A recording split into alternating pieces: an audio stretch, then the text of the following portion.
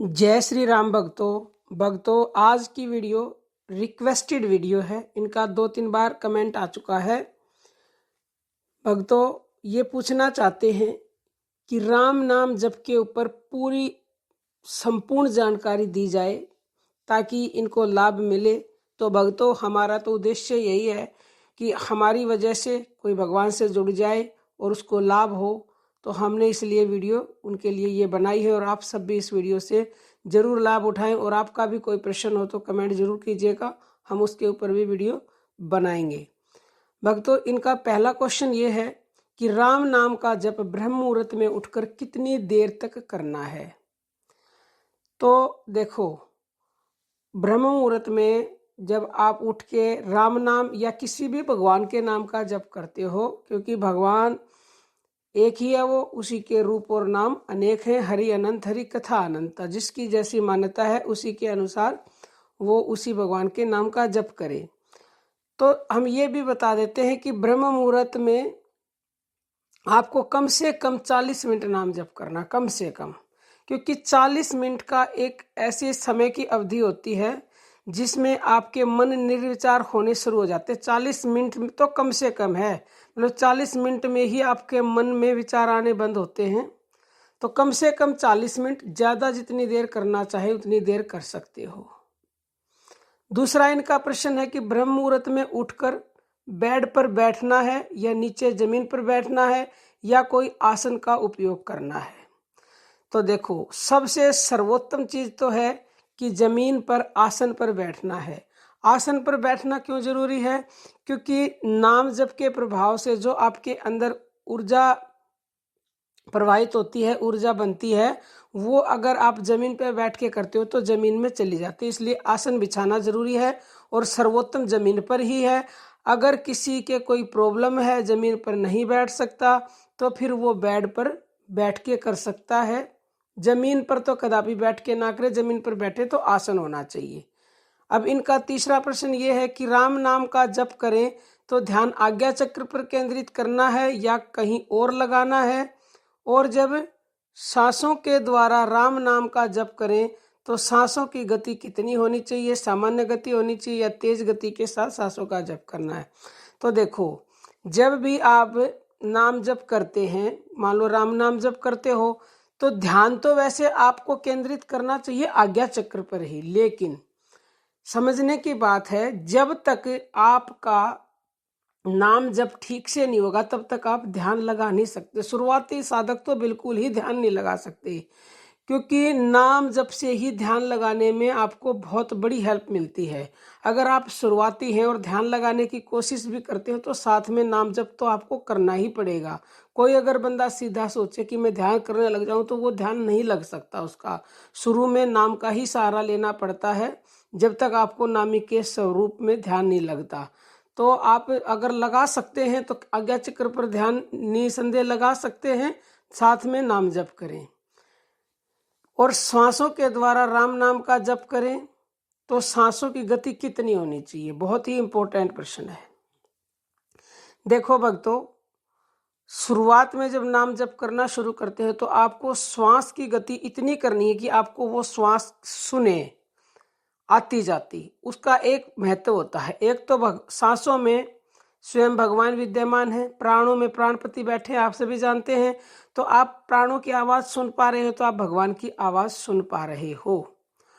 और अगर आप इस श्वासों की गति धीरे रखोगे तो आपका ध्यान मतलब बार बार वहां से हटेगा। जब आपकी तेज सांस चलेगी तो आपका ध्यान उस सांस पे जाएगा तो इसका मतलब आपने श्वास का ध्यान भी कर लिया। अगर राम नाम साथ में नहीं भी बोला तो भी आपका जप ही हो रहा है वो। तो कम से कम इतनी गति रखें कि आपको उसकी आवाज सुनाई दे आराम से। लेकिन जब आपका बहुत ज्यादा अभ्यास बढ़ जाता है तो उसके बाद जो सामान्य गति की सांसें होती हैं उसके ऊपर ही आपका नाम जप बड़ी आसानी से होने लग जाएगा। ठीक है। और इसके अलावा बहुत तेजी से सांस लेके भी नाम जप किया जाता है, उसका अलग बेनिफिट होता है। कल ही हमने वीडियो अपलोड की थी। तो बहुत तेजी से सांस लेके भी नाम जप कर सकते हो, लेकिन इतना भी तेजी से मतलब, क्योंकि ज्यादा तेजी से ज्यादा देर नहीं ले सकते। अगर तेजी से लेके करते हो तो 15-20 मिनट तक करें, 10 मिनट तक करें। और अगर आप इतनी करेंगे तो इसमें आप काफ़ी देर तक कर सकते हो। और जो बिल्कुल सामान्य गति होती है उसमें तो फिर आप कई घंटे कर सकते हो। अगला प्रश्न है, जब सांसों के द्वारा जप करेंगे तो क्या मन में विचार आएंगे? अगर विचार आएंगे तो उन्हें कैसे दूर करें? बहुत महत्वपूर्ण बात है। देखो भक्तों, सांसों का जप ही एकमात्र ऐसा रास्ता है जो कि इस निश्चल मन पर अंकुश लगा सकता है। प्राण जप से बहुत ही शीघ्र अपने आप मन पे काबू होने लगता है। विचार जरूर आएंगे, लेकिन उस समय पर या तो जहां पर भी जो भी आपके मन में विचार आए वहीं पर आप भगवान को खड़ा कर दो। और अगर आप भगवान को खड़ा नहीं कर सकते तो उस समय प्रभु से प्रार्थना करें, क्योंकि जो आप अपने लिए नहीं कर सकते वो परम आपके लिए कर सकता है। तो वो विचार तुरंत हट जाएगा। और क्या करें, जैसे मन में कोई विचार आया वहां से हटाओ, तुरंत नाम जप में लगाओ, फिर आया तो फिर हटाओ, फिर नाम जप में लगाओ। मतलब इसके ऊपर जबरदस्ती लगाम लगाओ, अभ्यास करो। अभ्यास से ही होगा। कृष्ण भगवान ने भी अभ्यास ही एकमात्र तरीका बताया है मन को काबू में करने का। अगर आप निरंतरता से सांसों से नाम जप कर रहे हैं या वैसे भी कर रहे हैं तो मन धीरे धीरे अपने आप ही काबू में होने लगेगा। अगला प्रश्न है, जब सांसों से जप करें तो सांस कितनी लंबी होनी चाहिए? और सांस अगर लंबी हो तो राम नाम को उस सांस के साथ उतना ही लंबा करना है या बिल्कुल छोटा बोलना है? अब ये अभी ऊपर इसका आंसर दिया था हमने, लेकिन इन्होंने इसमें ये पूछा है कि राम नाम का कितना जितनी लंबी सांस उतना ही लंबा राम नाम बोलना है। छोटी सांस है तो छोटा बोलो, बड़ी सांस है तो ज्यादा उसको खींचो राम को। दोनों ही तरह से प्रक्रिया करनी ठीक है, जो जैसी कर सके वैसी करे। आगे प्रश्न है, जब जप करें तो ध्यान आज्ञा चक्र पर लगाना है या ध्यान अपने आप लगने लगेगा? ये तो हमने बता दिया है, कर ध्यान लगा सकते तो लगाओ, नहीं तो जब नाम जब लय होने लग जाता है अभ्यास के बाद तो फिर अपने आप ही आज्ञा चक्र पर ध्यान अपने आप ही लगने लग जाएगा। लगाने की जरूरत नहीं पड़ेगी, जब फिर लगने लग जाएगा। क्यों?